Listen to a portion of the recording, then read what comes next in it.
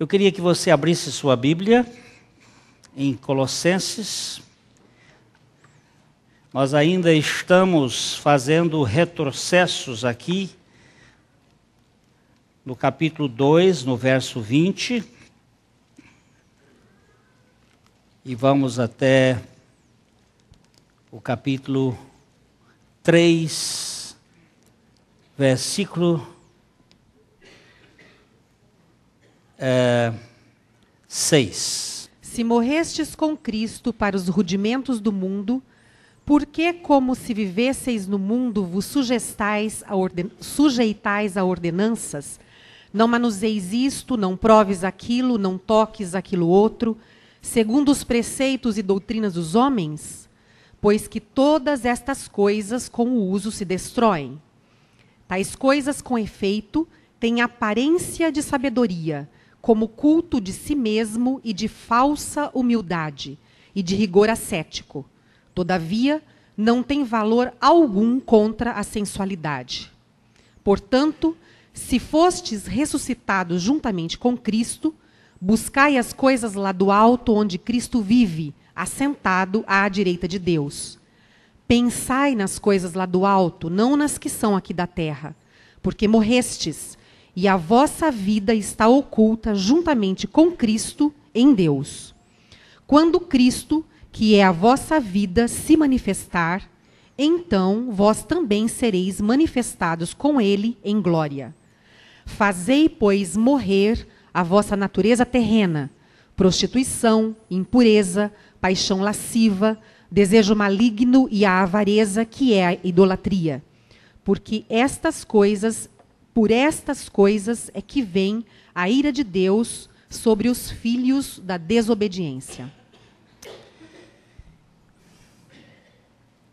Pai, nós precisamos da acuidade do Teu Espírito, da revelação, da abertura da nossa mente, do nosso coração,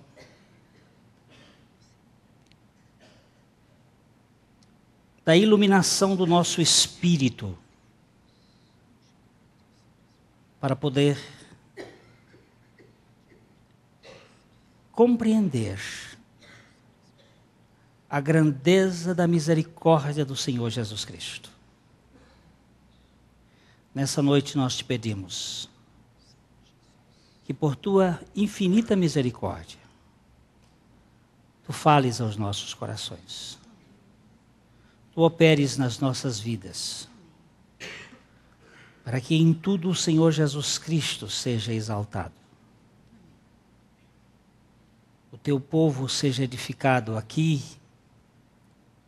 e espalhado por este mundo via internet. E por tantos quantos vierem ouvir pela instrumentalidade da tecnologia esta palavra. Que tu salves, Pai, por misericórdia, aqueles a quem tens eleito desde a fundação do mundo. E que o Senhor alegre os nossos corações com a alegria do Teu Espírito Santo. Nós nos colocamos diante do Senhor,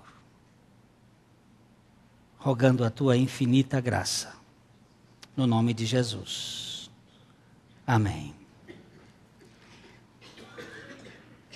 Eu disse aqui, irmãos, que nós iríamos continuar falando sobre o assunto que nos está mexendo um pouco. Desde uns 2 domingos passados, essa questão do velho homem, da natureza terrena,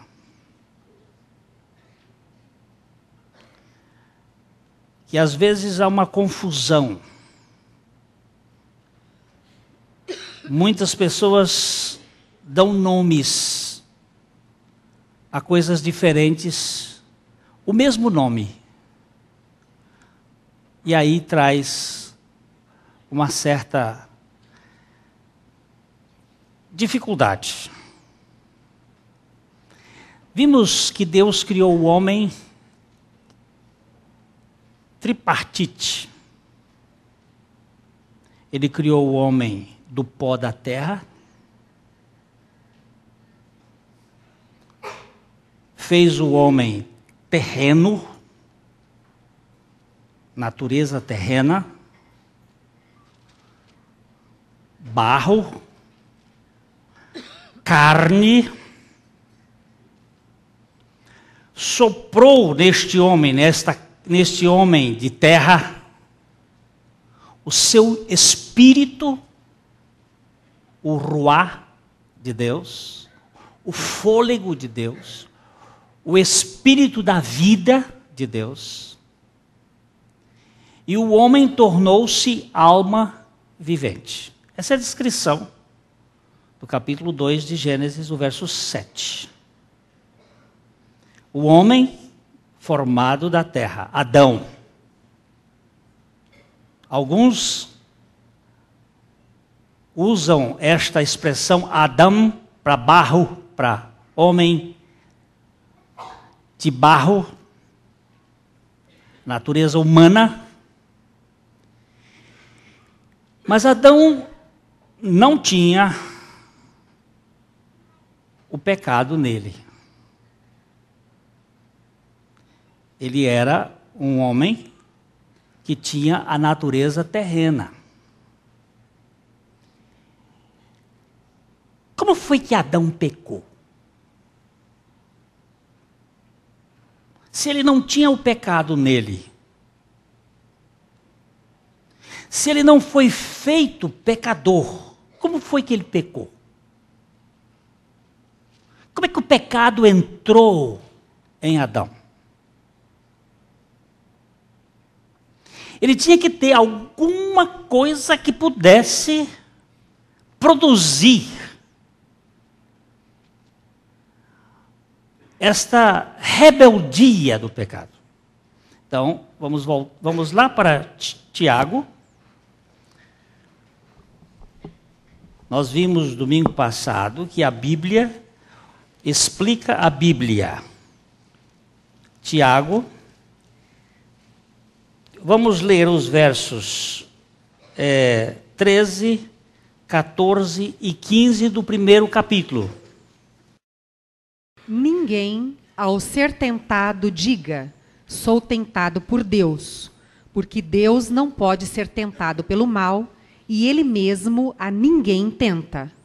Ao contrário, cada um é tentado pela sua própria cobiça, quando esta o atrai e seduz. Então a cobiça, depois de haver concebido, dá à luz o pecado, e o pecado, uma vez consumado, gera a morte. Ninguém. Aqui é profundamente exclusivo. Ninguém, ao ser tentado, diga, sou tentado por Deus. Deus não pode tentar ninguém. Tinha que ter um tentador, mas tinha que ter uma realidade tentável. Porque você não pode tentar quem não pode ser tentado. Você só pode tentar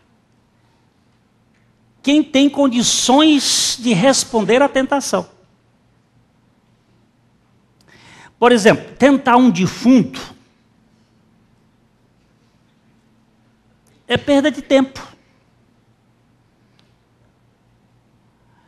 Mas o que Adão tinha que podia ser tentado? Ele não tinha pecado ainda. O que Adão tinha antes do pecado que podia atrair o pecado, produzir o pecado, gerar o pecado?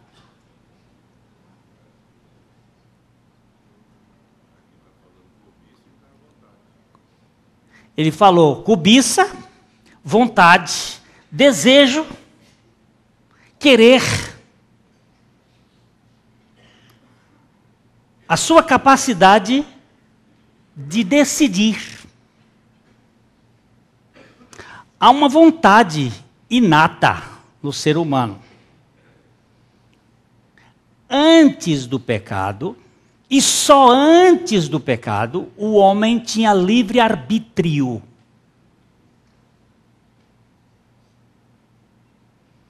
Depois do pecado, ninguém mais tem livre arbítrio. Livre arbítrio é a capacidade que a pessoa tem de pecar e não pecar. Depois do pecado, o homem perdeu o livre arbítrio, porque ele só pode pecar. Ele não pode não pecar. E aqui é que nós temos que verificar. Adão era um homem livre, de vontade livre. Ele podia pecare ou não pecare. Essa expressão que Santo Agostinho colocou com muita clareza. Mas ele tinha essa condição, a vontade, porque é na vontade, é no querer, é na cobiça, é no desejo, é na concupiscência, outra palavra para a mesma coisa. Chama, e ali, essa cobiça dá à luz o pecado. O tentador apareceu. Tinha que ter um tentador. Mas o meu revólver só pode disparar bala se tiver bala. Se ele não tiver bala, eu rodo o dedo, ele vai rodar o tambor e não sai um tiro. Agora, nós temos uma vontade. A vontade de Adão era livre. A nossa vontade não é livre. A nossa vontade é escrava do pecado.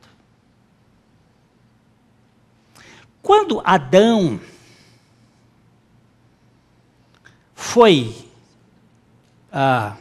cuspido pela áspide do jardim, o cuspe daquela cobra visava o querer.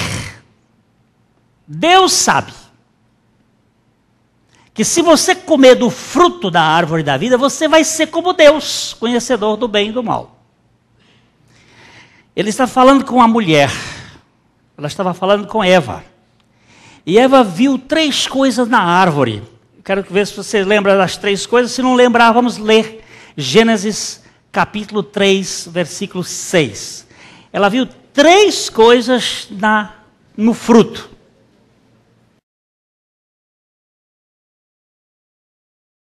Vendo a mulher que a árvore era boa para se comer, agradável aos olhos e árvore desejável para dar entendimento, tomou-lhe do fruto e comeu, e deu também ao marido, e ele comeu. Aqui nós temos que entender uma coisa. A mulher, sendo tentada, ela tem um álibi na sua tentação. Por isso que o pecado não foi imputado diretamente à mulher, mas sim ao homem. Vendo a mulher que a árvore era agradável aos olhos, era boa para comer, paladar,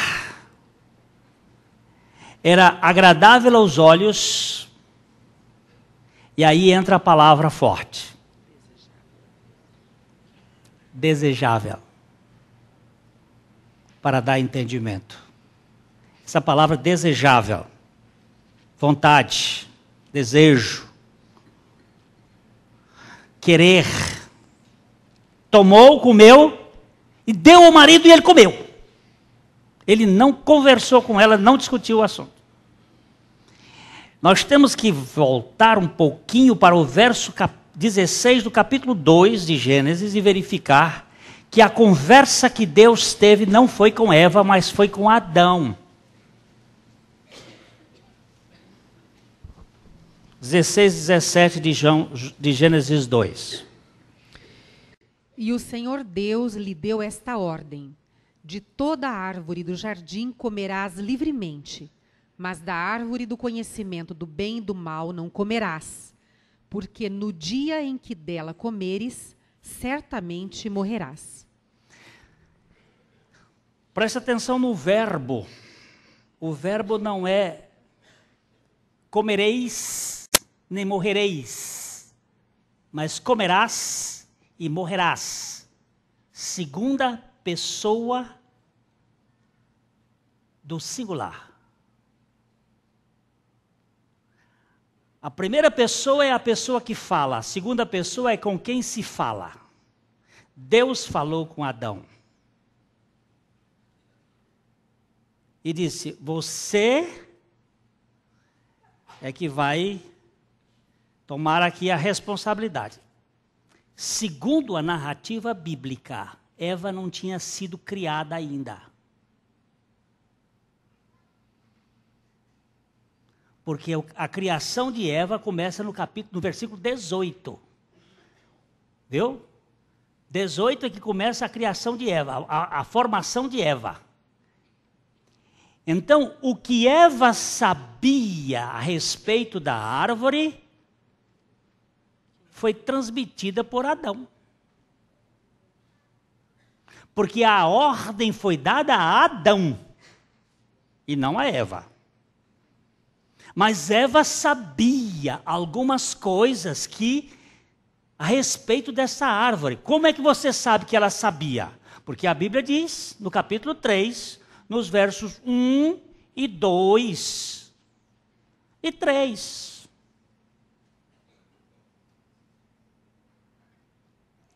Mas a serpente, mais sagaz que todos os animais selváticos que o Senhor Deus tinha feito, disse à mulher: é assim que Deus disse: não comereis de toda a árvore do jardim? Respondeu-lhe a mulher: do fruto das árvores do jardim podemos comer, mas do fruto da árvore que está no meio do jardim, disse Deus: dele não comereis, nem tocareis nele, para que não morrais. Olha só. Mas do fruto da árvore que está no meio do jardim, disse Deus: dele não. Deus não disse não comereis, não comerás. Como é que ela já botou no plural, não comereis? Porque ele tinha passado para ela. Não comereis. Nem nele tocareis. Deus havia dito isso? Não. Então nós temos uns problemas aí que são colocados. Esse não tocareis nele já é, ou foi Adão que disse para que a mulher não se aproximasse da árvore, que é bem provável. Pelo que se conhece um pouquinho da psicologia da mulher, ninguém é mais curioso do que mulher e avestruz. Vai logo querer ver se brilhou. E a serpente, se você for lá para o livro de Ezequiel, você vai verificar que a serpente estava no jardim de Deus, a roupa dela, ou deste arcanjo, deste querubim da guarda, era lindíssima. Então foi uma atração. A roupa era toda coberta de carbúnculo, de ouro, de engastes de ouro e de pedras preciosas. Clovis Bornai ficava longe, com as miçangas e paetês dele, longe. Ali estava um ser lindíssimo. Ela foi atraída, foi convencida. Ele apresentou algumas coisas. E aí, Adão não foi tentado. Adão pecou voluntariamente. Por isso, quando a Bíblia vai dizer lá na frente, no livro de Timóteo, que a mulher não deve ensinar em público, não deve ser mestra na igreja, porque ela foi tentada. E diz que o ministério da mulher é ser mãe. E que o homem foi tentado. E ao ser tentado, sem ser tentado, perdão, o homem não foi tentado e pecou. Aí se formou aquilo que se chama velho homem.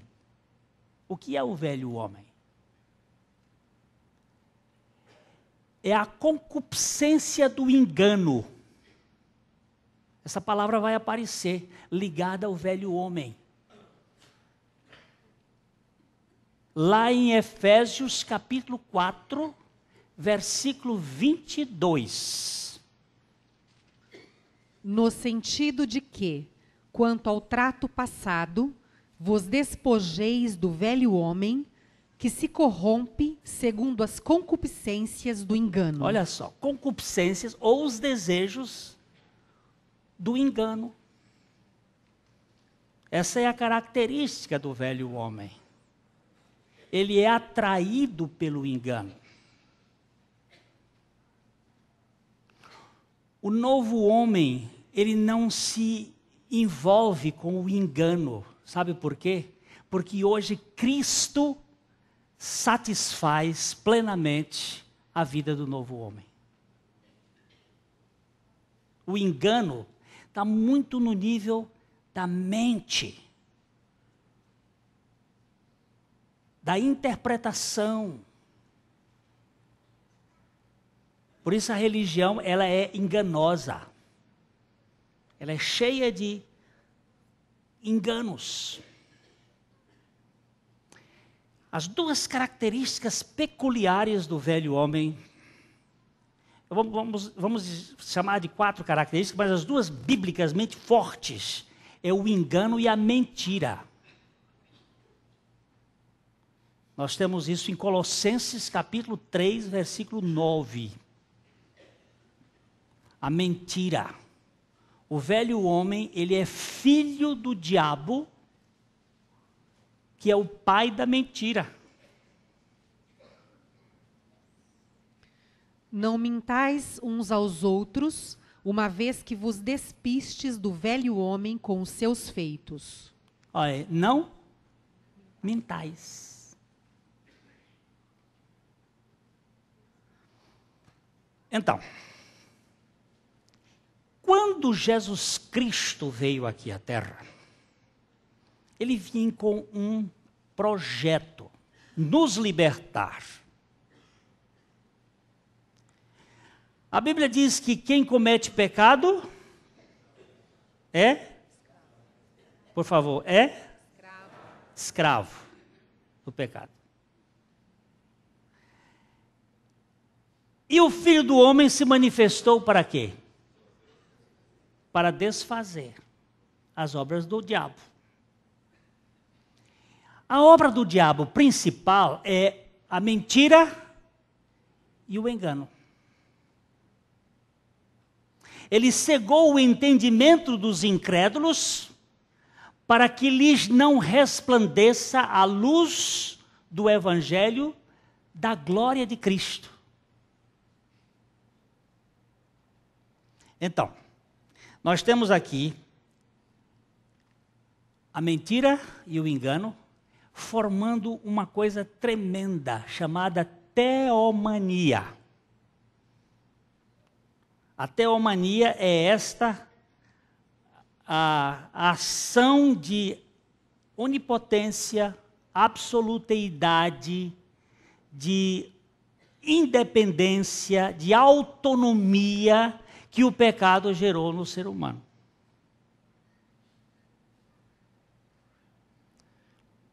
Isto é, o velho homem, com os seus feitos.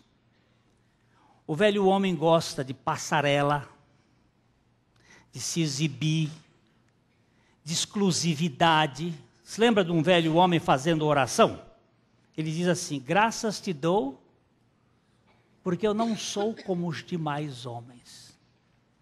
Ao mesmo tempo que ele se exalta, ele critica os outros. É uma faca de dois gumes. Ele se exalta e ele critica. Isso é característica do velho homem. Mas a Bíblia diz: se morrestes com Cristo, morrestes quem morrestes? O velho homem. São três coisas que a Bíblia diz que morreram com Cristo na cruz: o velho homem, o eu e o mundo, que tem uma influência. Ele diz assim: sabendo isto, vamos ver se a gente lembra Romanos 6,6. Sabendo isto, que foi crucificado com Cristo o nosso velho homem, para que o corpo do pecado seja desfeito, e não sirvamos o pecado como escravos. Como escravos. Quem serve o pecado como escravo é o velho homem. Mas ele foi crucificado. Domingo passado nós falamos isso aqui, que o tempo do verbo é um aoristo, e que esse tempo do verbo é pontilear. Significa, aconteceu de uma vez para sempre. O velho homem foi crucificado.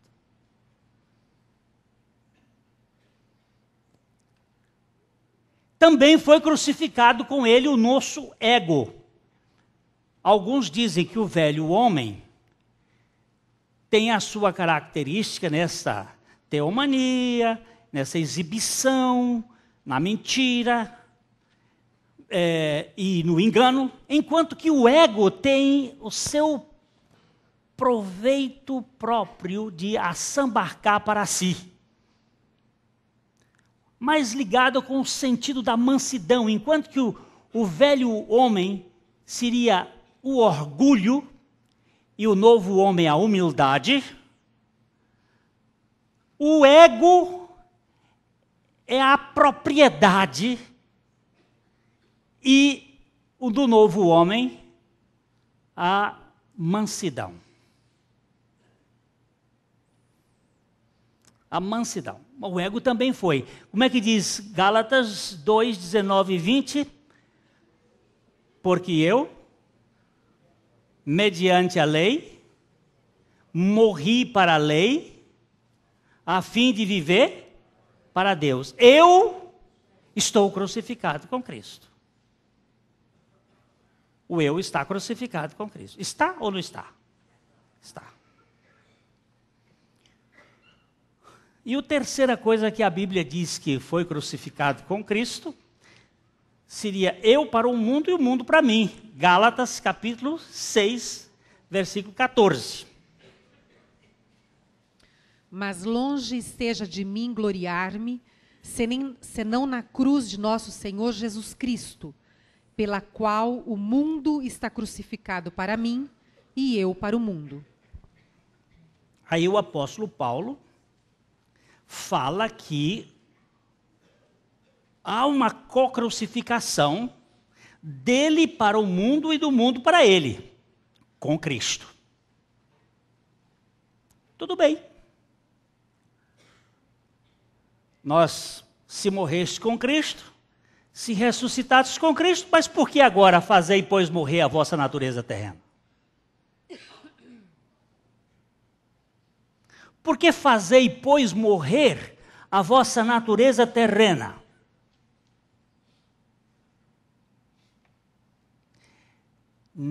crossate, também no aoristo.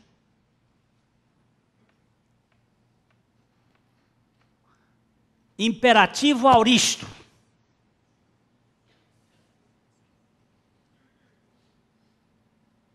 Por que fazei, pois, morrer a vossa natureza? O que é essa natureza terrena? Não é o velho homem? Adão, antes do pecado, já tinha a sua natureza terrena. Falamos domingo passado, Jesus Cristo veio a este mundo e herdou uma natureza terrena do ventre de Maria e era sujeito ao pecado. Ele poderia ter pecado. E ele foi tentado em todas as coisas. Ninguém vai gastar tentação com alguém que não possa cair na tentação. O diabo não é tão burro assim. Se ele tentou Jesus, é porque Jesus poderia cair. Mas Jesus não caiu. E a Bíblia diz que ele, sendo tentado em todas as coisas à nossa semelhança, não pecou. Não caiu. Eu caio, você cai. Mas ele não caiu. Jesus tinha a natureza terrena. Vamos dar uma lidinha rapidinho só para você verificar. Em Romanos capítulo 8, verso 3, quando a palavra de Deus mostra que ele tinha um corpo de carne enferma por causa do pecado, da construção desta carne, não o pecado dele. Porquanto o que fora impossível à lei, no que estava enferma pela carne, isso fez Deus, enviando o seu próprio Filho em semelhança de carne pecaminosa e no tocante ao pecado. E com efeito condenou Deus na carne o pecado. Olha só. Em semelhança de carne pecaminosa. Apesar de Cristo não ter o pecado da carne, ele tinha uma carne à semelhança da carne pecaminosa. A natureza terrena. E esta minha natureza terrena é o meu problema. Enquanto eu viver aqui na terra, eu vou ter uma luta. Nós vimos domingo passado, vamos voltar aqui de novo. Gálatas capítulo 5, versículo 17 e 18.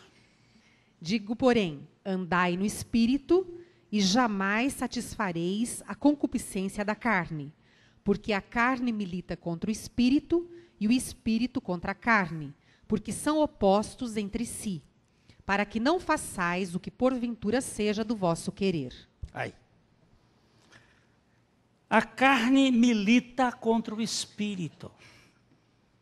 Há uma militância, uma guerra. Carne versus Espírito. Domingo passado nós vimos isso. O que é nascido da carne é carne. O que é nascido do Espírito, nós vimos que o que é nascido da carne não foi carne, é carne. E o que é nascido do Espírito não será Espírito, é Espírito. Os dois estão aqui. E há uma milícia militar, guerra. A carne militando contra o Espírito e o Espírito contra a carne. Para que não façais o que é do vosso querer. Olha aí o querer.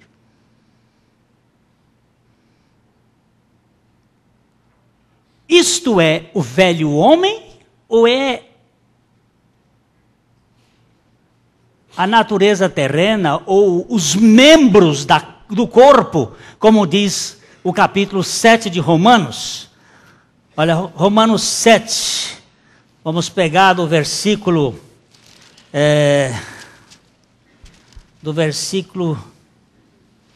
20 até o 24. Mas, se eu faço o que não quero, já não sou eu quem o faz, e sim o pecado que habita em mim. Então, ao querer fazer o bem, encontro a lei de que o mal reside em mim. Porque no tocante ao homem interior, tenho prazer na lei de Deus, mas vejo nos meus membros outra lei, que guerreando contra a lei da minha mente, me faz prisioneiro da lei do pecado que está nos meus membros. Desventurado homem que sou, quem me livrará do corpo desta morte? Olha só. A mesma palavra, vejo nos meus membros, a mesma palavra que aparece aqui, mele, é a palavra que aparece lá em Colossenses capítulo 3, verso 5. Fazei, pois, morrer a vossa natureza, mele, membros sobre a terra, tá? Epiteges. Morrer a vossa natureza terrena. Fazei, pois, morrer. Só pode fazer morrer a natureza terrena quem é nova criatura. A velha criatura não pode fazer morrer a sua natureza terrena. Por quê? A velha criatura vive de quê?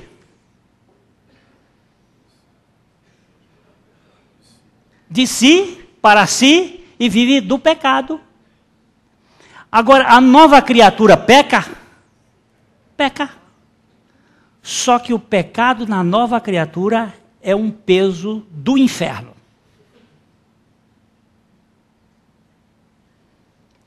E quando ele peca, ele sofre. Ela sofre. E quer se desamarrar. E às vezes não pode suportar o peso do pecado. Nessa hora é que vem o grande conflito.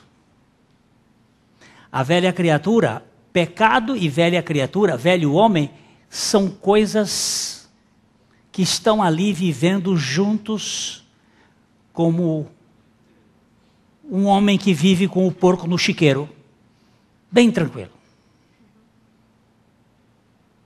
Mas na nova criatura, há uma luta. E há um desejo profundo. E aí, onde entra, fazei, pois, morrer a vossa natureza terrena. Agora, como é que nós vamos fazer morrer essa natureza terrena? De que maneira? Nós tivemos os monges do 3º século. Alguns deles chegaram a ficar 27 anos em cima de uma coluna, amarrados, chuva, sol, frio, a barba crescia até os pés, porque 27 anos, o cabelo se martirizando para que a carne sofresse. Resolvia? Não. Nós temos as tradições cristãs, tanto católicas como protestantes, do autoflagelamento. Muitas pessoas ainda hoje no Brasil se chicoteiam até sangrar para matar o velho homem. O velho homem já foi morto. Para fazer morrer a carne, não é assim. Não é por aí. Jejum não mata carne. Pode até dar uma fraquezinha nela. Mas não mata. Penitência. Lei não funciona. Trabalho em igreja não funciona. Processo nenhum, fuga da realidade não funciona. Mas a palavra de Deus diz assim, em Gálatas capítulo 5, verso 24. E os que são de Cristo Jesus crucificaram a carne com as suas paixões e concupiscências. Agora aí entra uma palavrinha boa. Os que são de Cristo Jesus, também pode ser traduzido os que estão em Cristo Jesus. Que o verbo ser e o verbo estar, ele é o mesmo verbo e ele tem a mesma conotação. Então, várias línguas, por exemplo, o verbo to be em inglês, ser e estar. O verbo être em francês, ser e estar. E o verbo aimer em grego, ser e estar. Os que estão em Cristo crucificaram a sua carne com suas paixões e concupiscências. Como é que isto acontece? É em Cristo. Porque tudo que Deus tem para nós é em Cristo. É em Cristo. Eu já tentei matar essa carne de um bocado de jeito. Mas ela sempre ressuscita. A carne. O velho homem não, esse já morreu. O velho homem que estava se exibindo, ele agora depende. O velho homem que era teomânico, que era onipotente, ele agora está na dependência da suficiência de Cristo. Mas fazei morrer a vossa natureza terrena, ou os vossos membros da carne, os vossos membros da terra. Como? Vamos mais um texto para a gente olhar aqui. 2 Coríntios, capítulo 10, versículo 3. 2 Coríntios, capítulo 10, verso 3, 4, 5 e 6.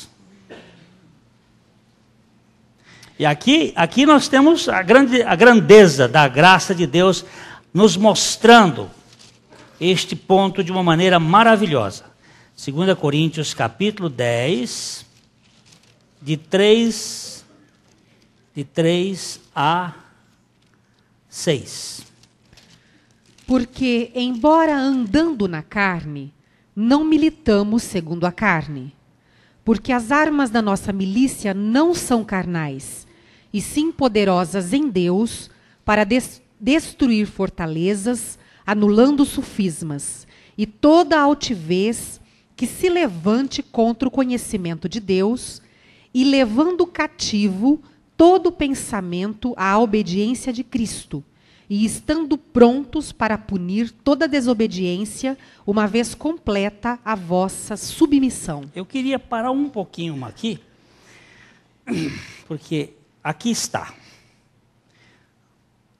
Como vamos lutar nesta milícia, nesta guerra? A carne e o espírito.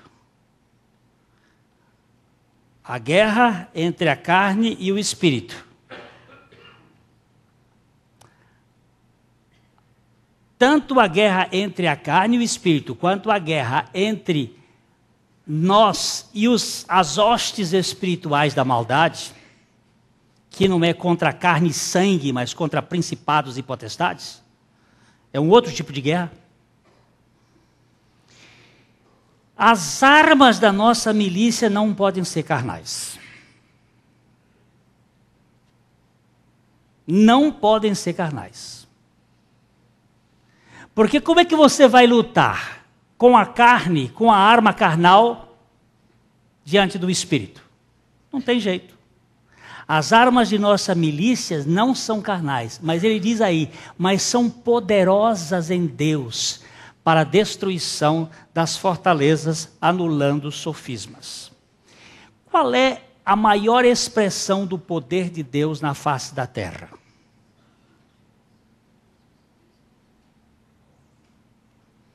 Qual é a maior expressão do poder de Deus na face da terra? Deixa o dedo marcado aqui, 1 Coríntios, capítulo 1, versículo 18.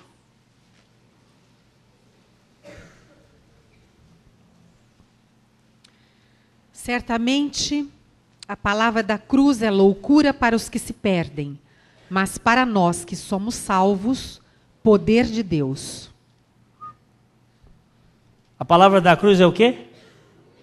Qual é a maior expressão do poder de Deus na face da terra? É a cruz.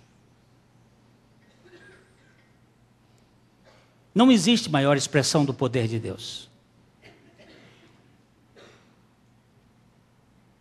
Depois você leia todo o texto, começando do 17, vai até o 30, e você vai verificar a riqueza desse texto mostrando o poder de Deus na cruz.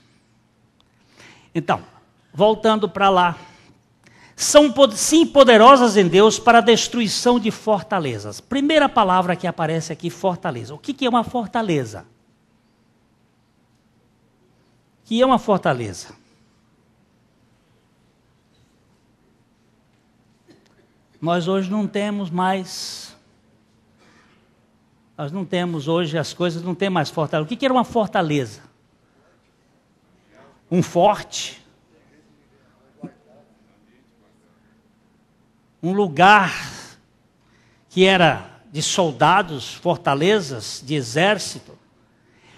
Onde estão as fortalezas? Na nossa mente.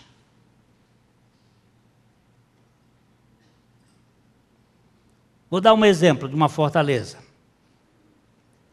Com 6 anos de idade eu fui abusado sexualmente. Formou uma fortaleza aqui na minha mente.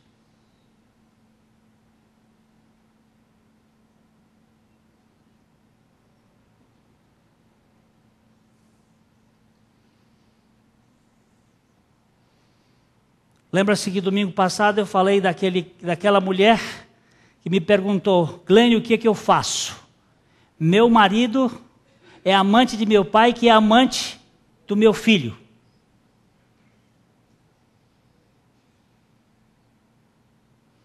Como é que vai quebrar essa fortaleza?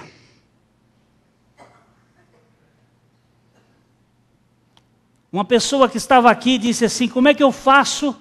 O meu pai me deu uma surra com relho de couro cru, com o pé no meu pescoço. E eu tenho até hoje os lanhos no meu corpo. Como é que apaga essa fortaleza?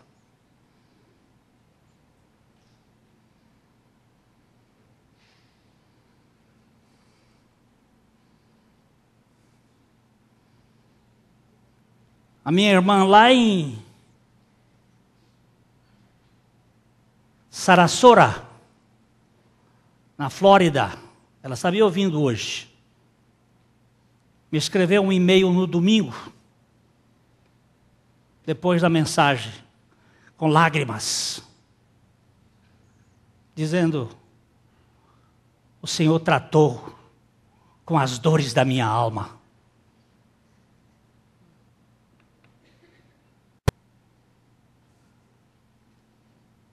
Como é que vai mexer nessa natureza terrena, com memória ardida, chamada fortaleza? Uma fortaleza que leva muitas pessoas a serem voyeur. E aqui tivemos domingo passado uma pessoa que disse: assim vivi eu, nessa escravatura por muito tempo, tendo que olhar na telinha a pornografia para tentar aliviar a dor que morava na minha alma, com um prazer adoecido. Como fazer isto? Essa fortaleza inexpugnável, com armas carnais, não vai dar certo.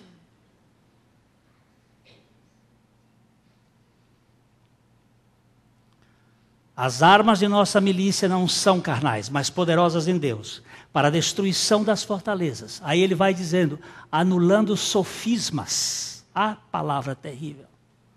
Um sofisma. Aparentemente uma verdade, mas uma grande mentira. Coisas do engano. Aí ele diz uma expressão, levando cativo todo o pensamento. Agora aonde está?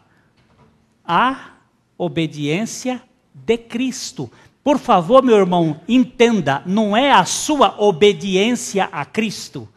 É levando cativo todo o pensamento à obediência de Cristo. E Cristo, sendo obediente, foi obediente até a morte e morte de cruz.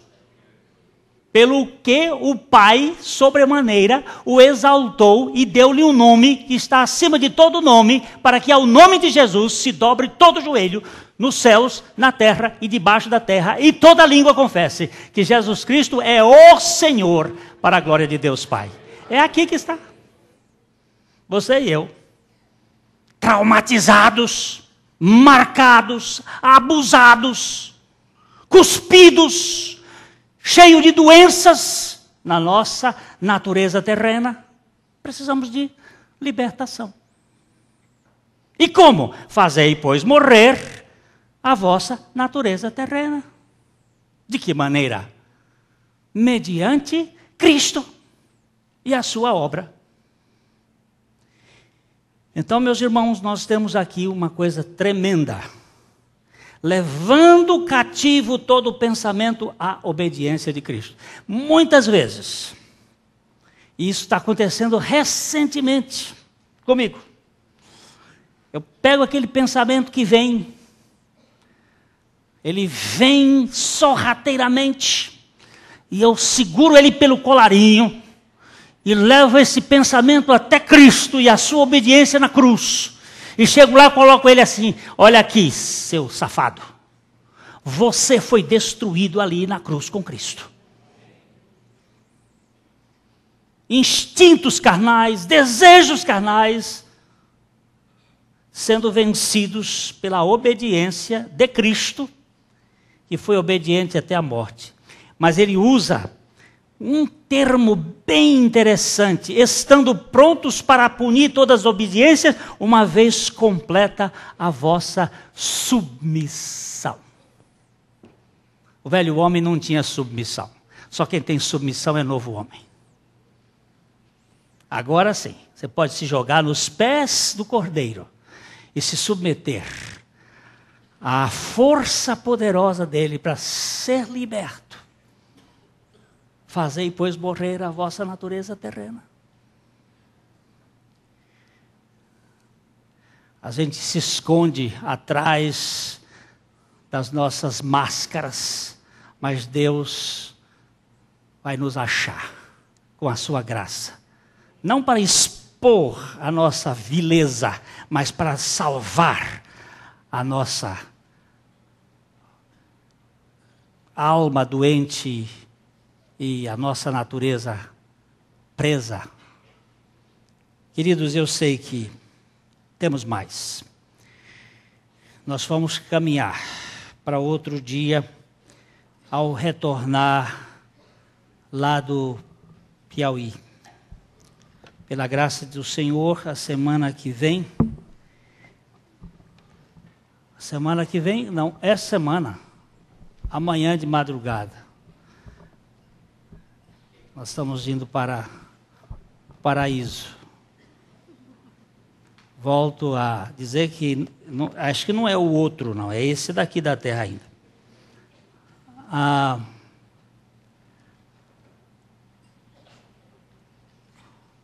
E de lá, nós estaremos também no encontro do Novo Nascimento em Teresina, durante 4 dias, lá pregando essa graça tão extraordinária. Eu peço só que vocês orem. Essa semana eu tive um pequeno sentimento assim de Ver que o coração está meio bombardeado, né? Do ano passado para cá, a gente passou uma série de lutas e a artéria aorta começou a dilatar, já por causa da própria idade. A gente vai começando a sofrer algumas coisas. E eu estava até sendo convidado para lecionar num seminário aqui, e já declinei da honra em virtude da veia e da veice. Tem algumas coisas que a gente tem que diminuir. E o ventríloco esquerdo está um pouquinho cansado, mas nada melhor do que uma água da Lagoa do Parnaguá para ajudar a curar lá naquele fim de mundo. Espero que vocês experimentem mais da graça. A mensagem que você acabou de assistir faz parte do Ministério de Comunicação Palavra da Cruz. Temos um grande acervo de estudos bíblicos em áudio e vídeo. Distribuímos também, gratuitamente, o jornal mensal Palavra da Cruz. Entre em contato conosco pelo fone fax 0 operadora 43 3322 3037 ou pelo e-mail com@palavradacruz.com.br. Visite-nos também pelo site www.palavradacruz.com.br. Graça e paz.